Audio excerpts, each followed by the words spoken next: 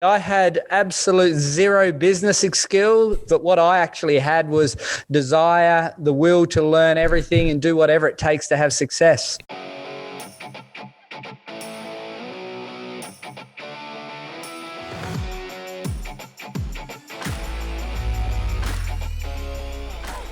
What's shaking? This is Rick Jordan, and welcome back to the All In Podcast. My guest today, I'm really pumped about this because everyone knows how much I love fitness. Craig Schulze. How's it going, my man? Absolutely excited to be here, Rick. I'm so pumped too because there's so many things that we can talk about that you're just an expert in. And man, I love it because I have your photo in front of me right here. They can see this on YouTube, right? This lovely, dapper suit that you have going on, which I wear on occasion too. And here you are in a sweatshirt and I got an Under Armour jacket going on. That's awesome. Absolutely. This is the real, right? So here's a question that before we dive into the real stuff. Do you like wearing a suit? Look, it's not really my favorite. Uncomfortable. I hate wearing ties more. I don't mind if I'm wearing a suit jacket, an open shirt. It's not too bad, but not really the suit man. We are already best friends. Ties are something that I just cannot do all the time, man. I don't mind them when I absolutely have to, but ties are just something that's like, why? Why strangle myself? I don't feel like doing that.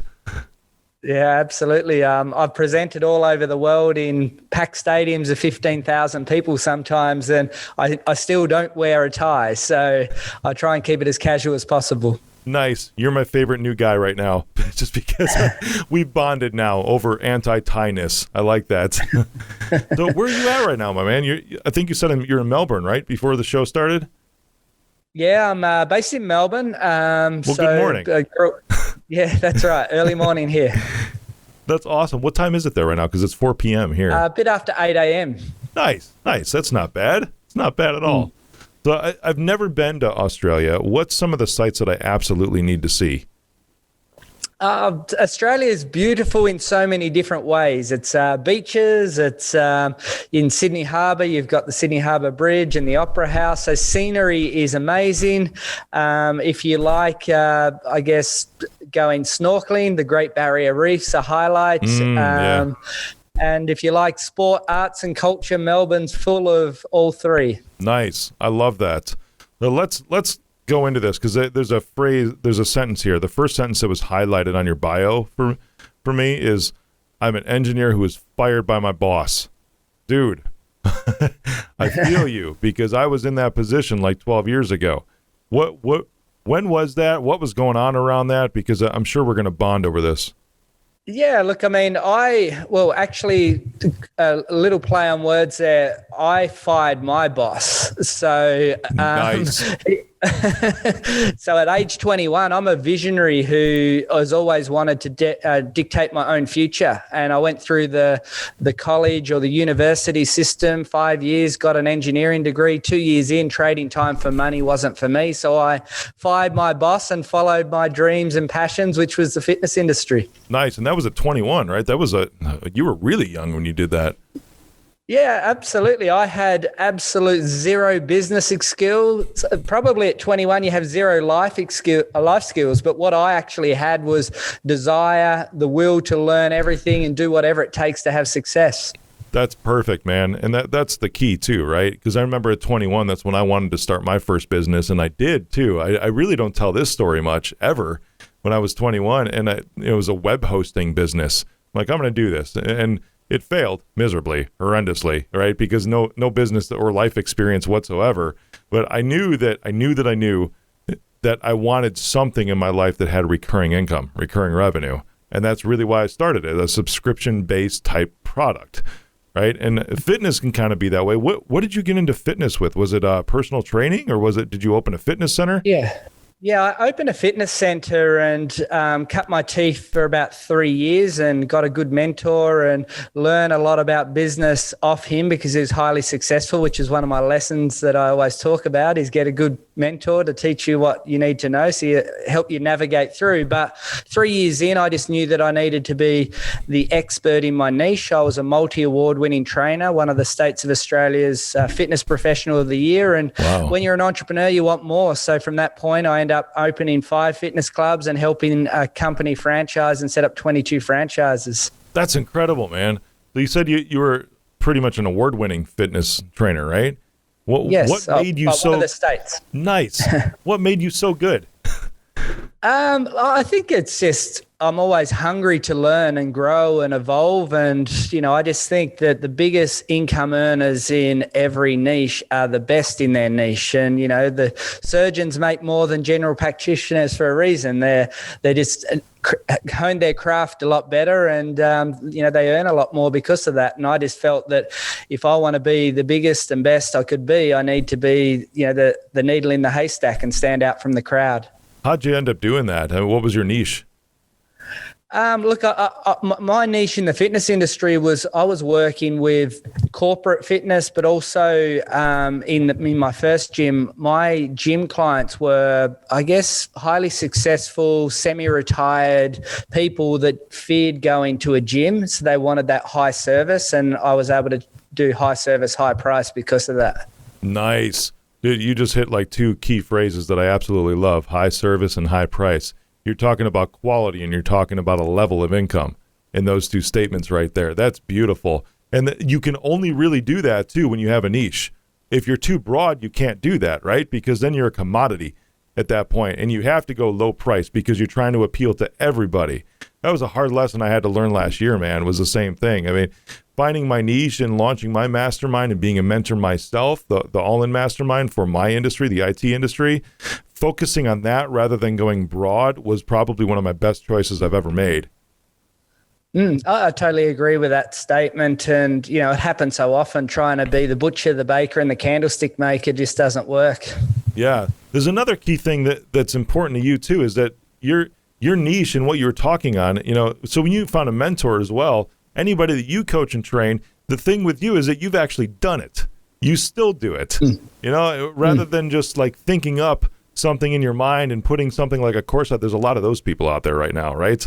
They come up with these ideas and then put them down on a piece of paper and they never actually do it themselves. It's just like a curriculum, and all of a sudden they're a mentor or they're a coach and they sell a program that they've never done. That's the difference, man. You did this. You did how many franchises? 22 franchises?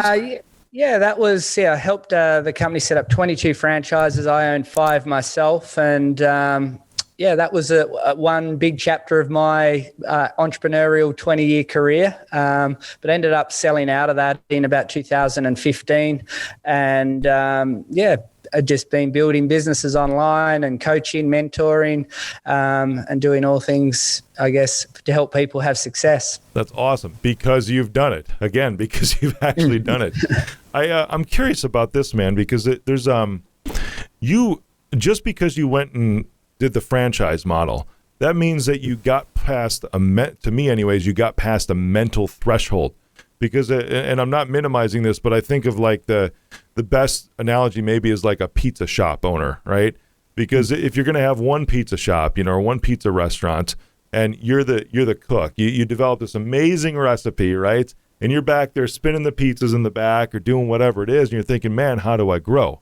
And at some point in time, if it's a restaurant, you only have a certain number of tables, right? Or if it's a fitness center and it's your own time and you're the trainer, you only have a certain number of hours in the day. You only have a certain number of machines in the fitness center, and at some point with that pizza owner, you have to say, you know what? I'm okay being the guy that's not in the kitchen anymore. I'm okay with actually teaching everybody else, but that's a mindset shift, because then you start to get into quality and saying, oh, if I have somebody else making the pizzas, or I have somebody else actually training the clients, how is it going to be as good as me doing it myself? How do you get past that mental threshold to actually say, I'm going to open up 22 locations? Yeah, look, I mean, for me, that there was my second life lesson that I always teach people. I always say, get a good mentor. But the second thing I say, learn how to leverage time, money, and relationships, and you'll see how fast that you can grow. And my first mentor taught me about investing and leverage very early on. So my mind was already racing about how to scale and grow. And I knew that I only had so many hours in the day. And I knew if I was going to be 10 years in personal training, it couldn't just be me because I've only got so much time. And, if as a personal trainer, trading time for money is not going to make you rich. So looking at ways to leverage, invest, grow, and scale franchising is a really classic way to do that if you know what you're doing. Sure, no doubt. And the franchise model is an interesting one too, because there's a lot of unique variables with that, because it's not like you're opening 22 locations that are all yours. Now you have to deal with personalities of different owners too, and their wants, and because their life goals, I'm sure, are different from your life goals. So if you're going to open 22 locations that are all owned by you, but now you're saying, you know what, I'm going to open 22 franchises. And that's going to involve almost like 22 different variations of me as the owner. And now I'm almost entrusting my brand, my name to everybody else. That's a huge undertaking, man. It's like a mental shift, because now you have to have things in place to trust other people with your reputation. Yeah, look, I mean, that there probably, is one of the greatest challenges I've faced in business and adversities is people.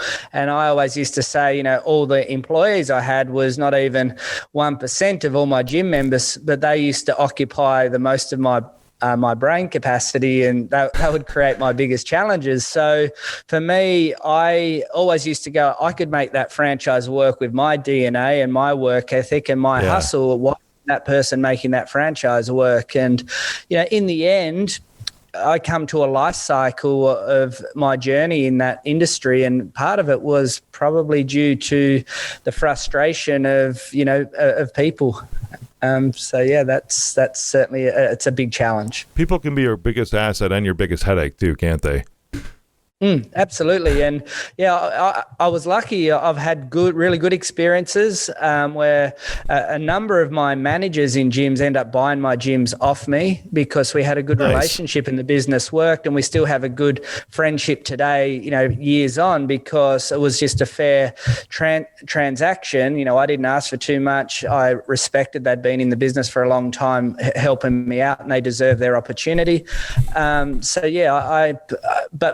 My worst mistake in one business was trusting too much in a person that cost me half a membership in a gym. And that took me 18 months to recover from that as well. So you have your highs and lows in that space. Yeah. 18 months financially or 18 months emotionally, or both? Both, because it was time. I had to actually physically go and leave the gym that I was, really most aligned to and go and rebuild. And so it was time. I had to, I had 7 clients that had been with me for 7 years, just quit because of this person. I had personal trainers quit because of this person. It was just like, it was in a really bad way. So it required my love and attention again, and rebuild it up, found a good manager and sold it, and it worked really well. That's good, man. In the early days of that, if you don't mind me asking questions about this, because this is interesting, especially for those looking to build a business, because most that want to build a business, it's not going to be just them, right? And you have to, at least I feel anyways, I don't think it's a real business if it's just you. I think you have like a sole proprietorship, which is really the term for it. But if you want to build a company, right, an actual company, that involves more people than just yourself. And early on, did you see warning signs with this individual at all? The story to that is it's a big lesson, so people can take something of this. My number one part of my recruitment process was typically a process. I did hire slow. I really felt the connection with the person. I would get them to come and experience the product that we offered. It was a test really to see whether they saw themselves in my culture and environment. And it was a process. Now that was 8 years in, and the person I first employed was with me for 8 years. And at the time, I was just about to go on my first overseas step out of the business experience for an 8-week period over to Europe, and I was going to be proposing to my wife. And 4 weeks out from leaving, that employee resigned. So I had 4 weeks to find someone, and wow. I recruited just off a resume. So I basically picked the most experienced person with a resume, and they just didn't fit the culture. And it was, that was a hire fast, and I couldn't fire slow because I had 8 weeks where I was overseas. So as soon as I got off the plane, I literally walked straight to the gym and fired them. But I was over in Europe every day getting emails from members that love me dearly and said, Craig, I just can't be here anymore. This guy's rude. He's offensive. And yeah, it was a really bad learning experience to go through. That's incredible, man. Because I've been through experiences like that too. And it hasn't been in like a higher level leadership position, but it doesn't really matter. To where the wrong person on your team can be toxic to everybody else that surrounds you. And you start to just have the whole morale being brought down by just one person who you think, even if it's not in a leadership position, it's maybe inconsequential, but really it's like that one, it's like the old Bible verse, right? A little yeast leavens an entire loaf. It doesn't take much, man, for that toxicity to spread around. Oh, yeah, absolutely. And yeah, I lost really good personal trainers too, people that were running their own business out of my business. And yeah, it was a really challenging situation. And I felt helpless and hopeless at the time because I was on the other side of the world. I was, proposing to my now wife. And, it was I just said, I'm just going to have to ride this out. And if I have to start again, I have to start again. Interesting. That's incredible. So you're overseas that's almost 2 months, man. I mean, 8 weeks is really 2 months. That's a long time. A lot can happen in 2 months in a business. Yeah. I mean, just look at this year with the pandemic in businesses. I mean, that's a lot can happen in just the first couple months of this thing. And it did happen in the first couple months of this thing. That's an incredible lesson, and you were talking earlier, when you're 21, you don't even really have that much life experience or business experience. It takes going through things like this to really have it sink in, and I've been through the same thing because you always think, especially when it comes to people, it's like, oh, this one's going to be different. And I've noticed too, man, I share your experience in this. When I've gone outside of the normal hiring process and the normal vetting process, that's usually when things go a little haywire. And that person doesn't work out because things were rushed. Man, I feel you. Yeah, I mean, that's if you're just going into business or you're just about to go through change or growth, that's a really good lesson to learn from experience, is to actually go through the process. Yeah. Don't rush any steps. Yep. I see the hat you're wearing, man. I love that one-shot movement. I know that's your show from what I know about you. But what's when I see that, when I initially saw it, I was thinking, have you seen Hamilton, the show? No. There's a song in that I'm not throwing away my shot, and that's something that I'll play to like get me pumped up, because it's when something presents itself to me anyways, it's just awesome. I'm going after it. But what's the basis behind that, man? Because I see that and that's what it makes me think. But for you, what does it mean to you? I actually just a couple of weeks ago just published my first book called You've Got One Shot. And the backstory to that is my wife and I experienced a challenge in 2014 that changed me as an entrepreneur and a human being.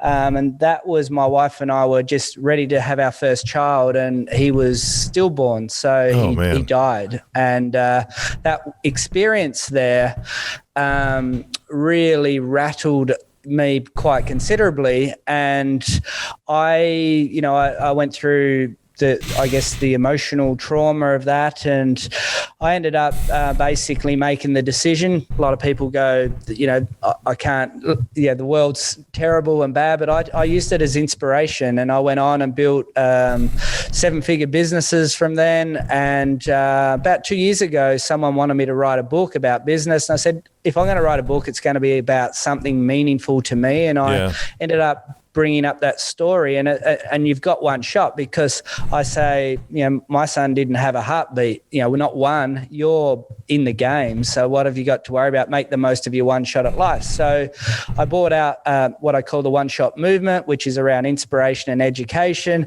And I do have my own show, interviewing people like yourself. And it's all about helping people understand that life is precious. Life's a journey. Go and fight for your dreams and your passions and purpose. So your book, You've Got One Shot. I know it's like the story of the stolen heartbeat. What does that mean? Because I don't have that's intriguing to me.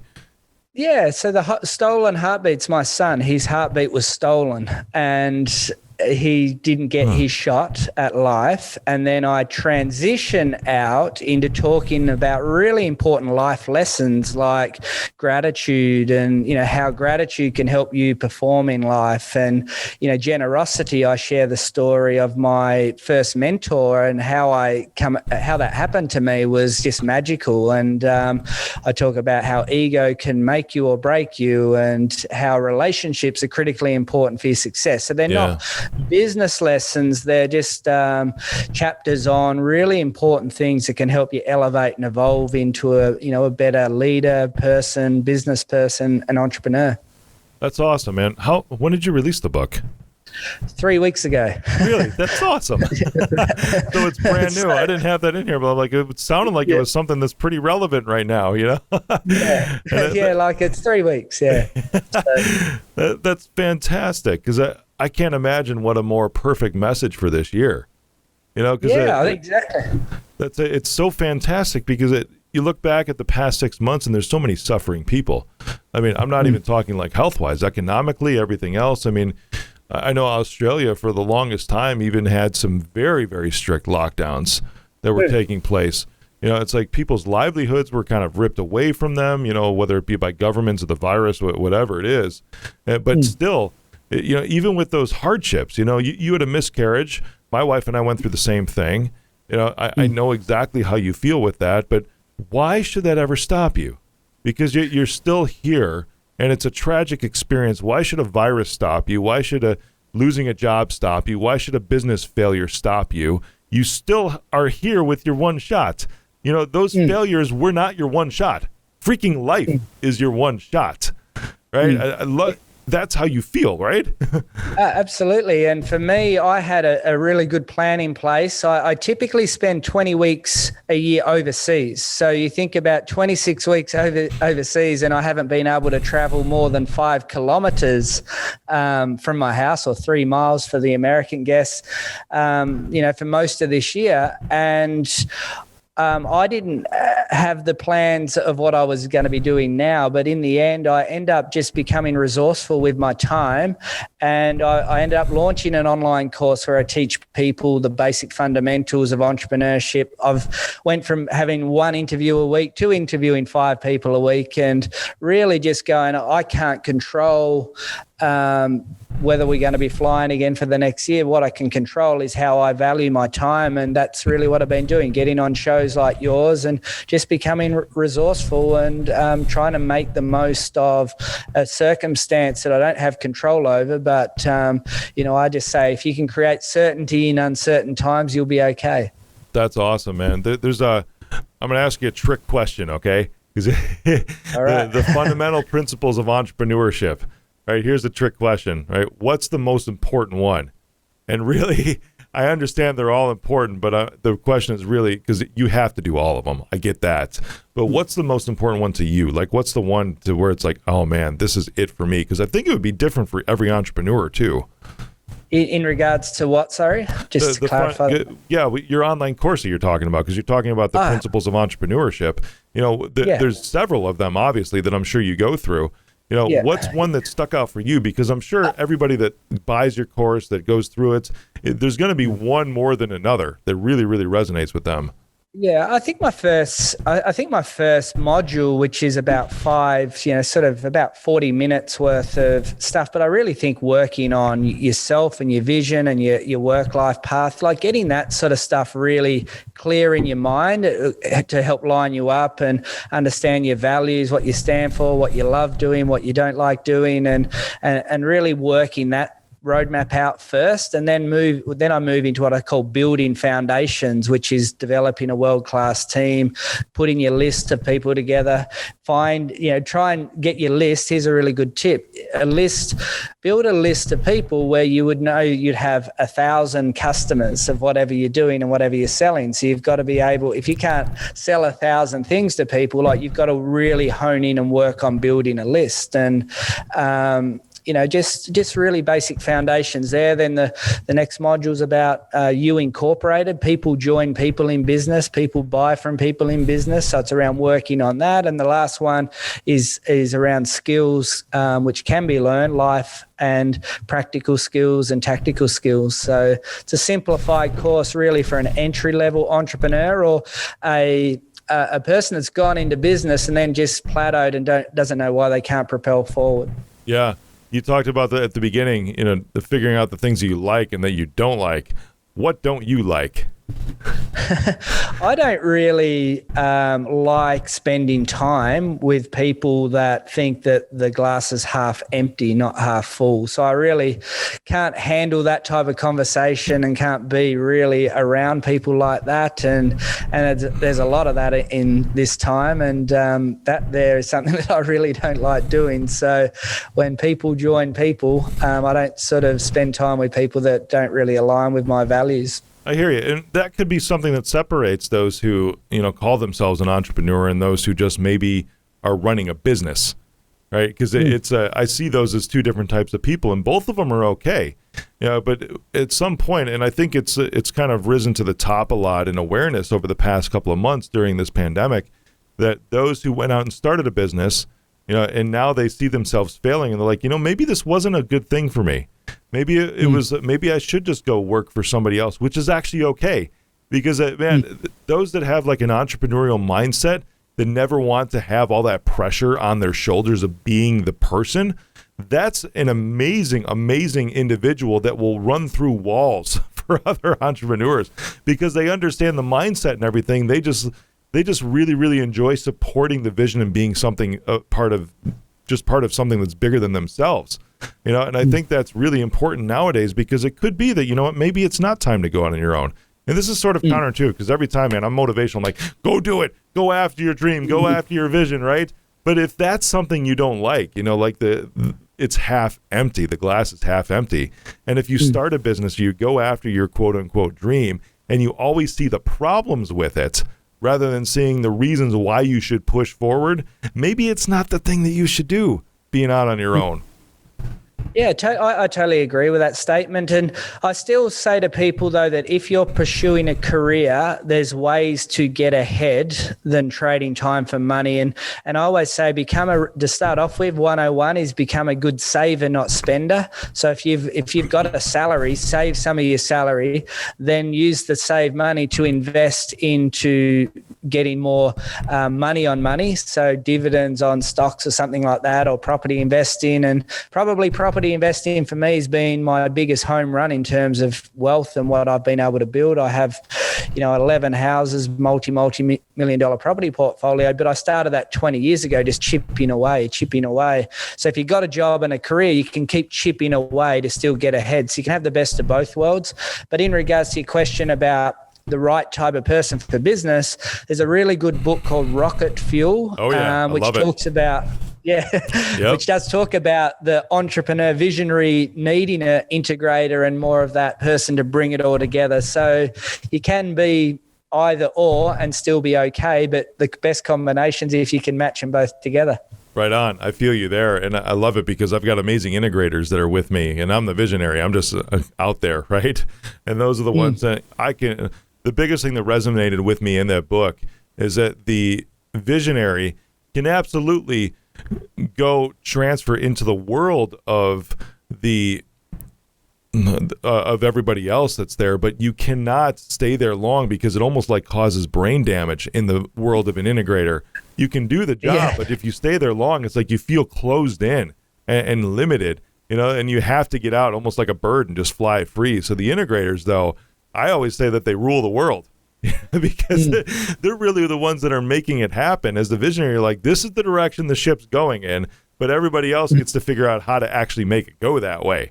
You may have a thought about it as a visionary, but still, yeah, everyone looks at the visionary as the person that's up on the stage, that's, has a podcast, that's doing everything else, that's front and center. It's like, I've got all these other people that are amazing integrators.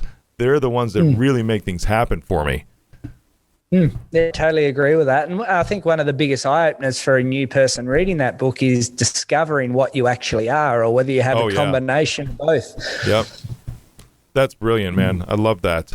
So you're doing a lot of stuff. What's the outlook for the rest of the year and next year looking like for you? You excited? Yeah, I'm excited. For me at the moment, living in Melbourne is, in a weird way, is like being in home detention. So I can't really do much. But things like this, I'm doing a lot of these, and I'm really trying to productize myself more and giving myself more options. And there are 2 or 3 other mini courses that I will invest time into building as well. But my plan was to launch a book in May and then start doing tours and public speaking and everything. Yeah. Now I'm planning on that to be a 2021. I want to do that well. So I've had the book for 3 weeks. I've had about 300 purchases in 3 weeks, but I wouldn't call myself launching the book at the moment. I'm just saying it's a lockdown launch. It's stuff because I want to really put heart and soul into it.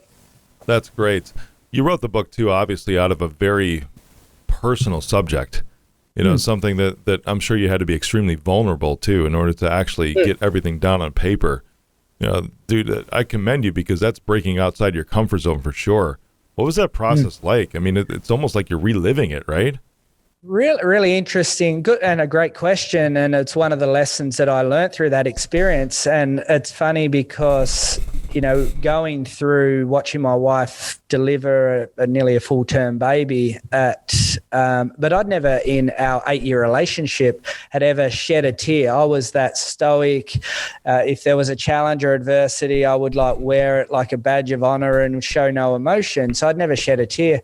And through that whole process, I just shed 8 years of tears in one big foul swoop. Wow. Type of thing. But it really opened me up a lot more to be more vulnerable, and people see vulnerability as a weakness, but it's actually a strength to be that person. And writing that book, and I've got dozens and dozens of testimonials of chapter 1 where people say, that is just raw and emotion there. And, people text him on a daily basis saying, I cried through every first 50 pages type of thing. So it's certainly made impact early on. But, I guess back to your question, it was something that if I was going to do, I wanted to build world class, and also showing the real deep and vulnerabilities of the process is pretty important.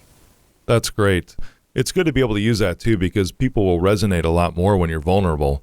And that this is something for all the speakers out there that are listening, and those who ever want to public speak or write a book as an author. It's way better, and you will connect with so many more people when you actually are vulnerable like that. I commend you, my man, because that's a tough experience. Knowing personally what that's like, that's a tough experience to go through, and being able to open up about that.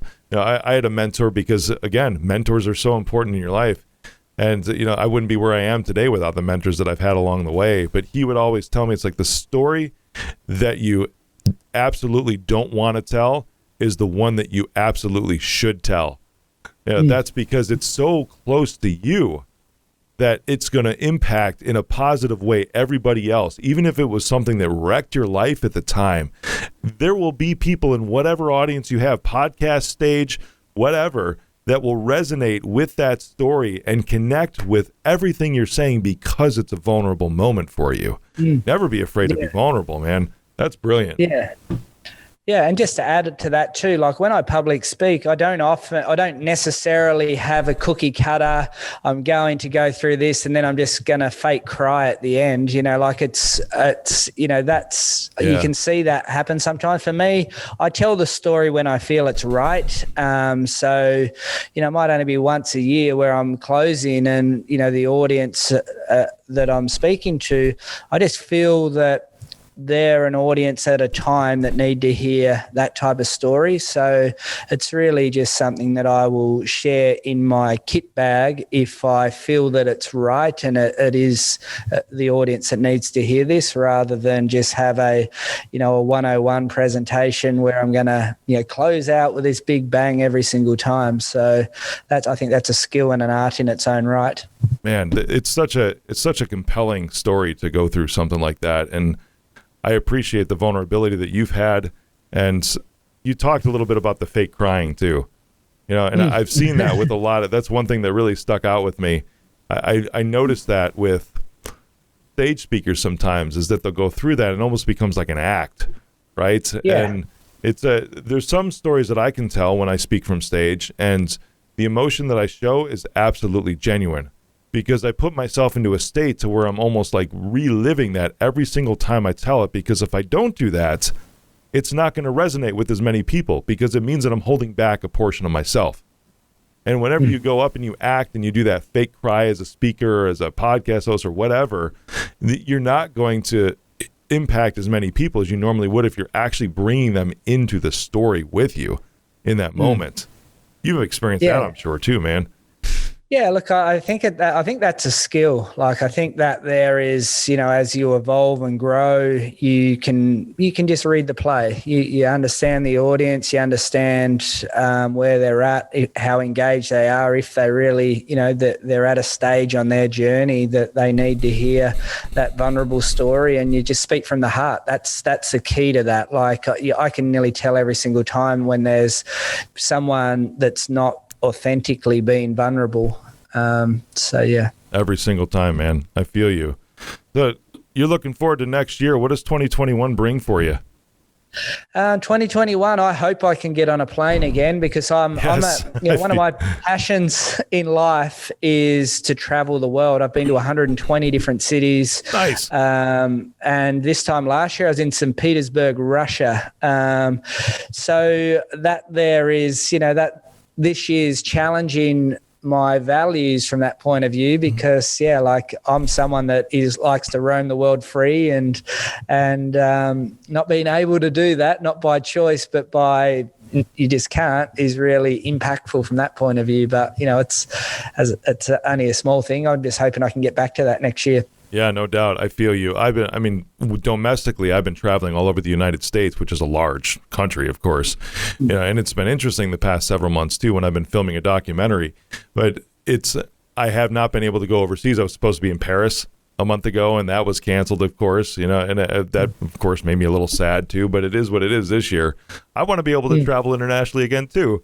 It's just part of it, right? But man, I appreciate you, and I'm excited. Everyone needs to pick up your book, because I know I'm going to grab a copy too, and I might even go through it with my team, because it's something that's near and dear to my heart, only because I've been through it. I get it, and your perspective, I think, will even help me, because it's still, no matter what it is, man. I mean, you still, even though you move past these tragedies in life, it's still something that's there, right? Because I know it was a son for me too, and not having that dude around is something that I think about him from time to time, and it's just, what would life have been like with that guy? What would he be doing right now? It's just, I don't know. I don't have the answers to those questions, but I do know that it would be pretty cool to have him here. And it's something you move past, you can help other people with, but still do you feel that, I know that, do you feel that it's okay to still have that, like, a portion of grief inside of you for things like that in life? Yeah, I think one of the most important things is to grieve properly and not just move forward. Like anything, like grief's a really interesting concept, and it can present itself in so many different ways, from, marriage breakup to you lose your parents, to your best friend dying, to losing a child, to, your your best, you leave a business, like grief happens. You have to really go through the process and do it properly and not just dismiss and move on. But like you said, I think about him every day, and in my book, I do just talk about that. I do what I do because I want his legacy to be carried forward. So I want that experience to be, a legacy that I carry forward because of that experience, which he was a part of that experience. For sure.